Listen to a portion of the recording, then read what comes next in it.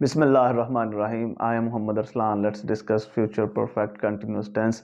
Future perfect continuous tense is used to talk about an action that will continue up until a point in future. So let's start in Urdu.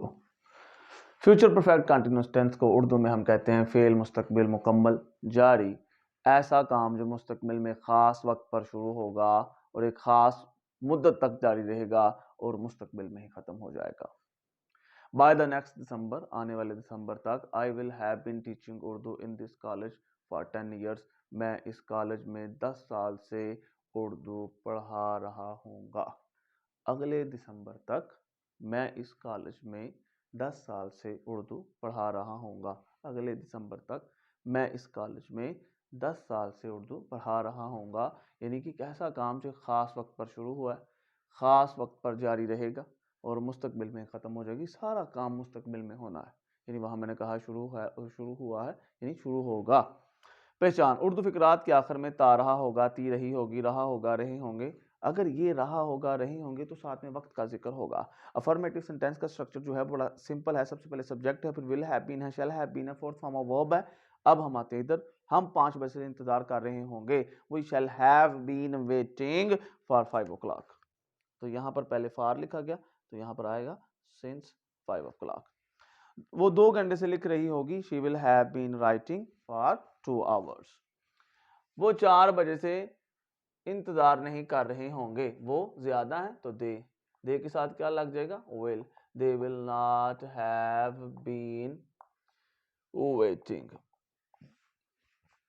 Since 4 o'clock। हम कल से मजाक नहीं कर रहे होंगे, हम है वही है तो वही के साथ तो क्या लगेगा, shall. We shall not have been joking कल से, सिंस यस्टरडे।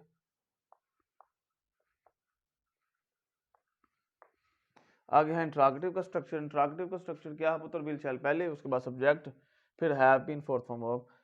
अब क्या वो 1 घंटे से खत नहीं लिख रहा होगा, तो इसे हम कह सकते हैं कि इंट्रागेटिव और नेगेटिव इकट्ठा है, तो आप हैव के पहले पुत्र नॉट लगा लो, बड़ा सिंपल है। क्या है, क्या वो 1 घंटे से खत नहीं लिख रहा होगा, क्या वो है तो विल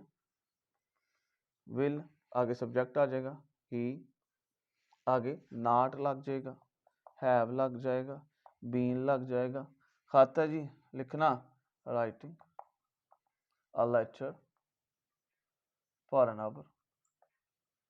सिंपल है यार। क्या वो सुबह से फुटबॉल खेल रहा होगा, वो जी ही, तो विल ही लग जाएगा, फिर विल ही आगे जी आपका विल आ गया, सब्जेक्ट आ गया, हैव बीन ये आपकी हेल्पिंग वर्ब है, ठीक है। फोर्थ फॉर्म ऑफ वर्ब खेलना, playing,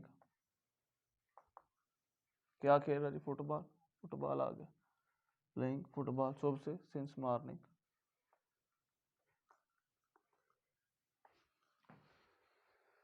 So that's all the 12 tenses. Alhamdulillah Rabbil Alameen, these are completed successfully.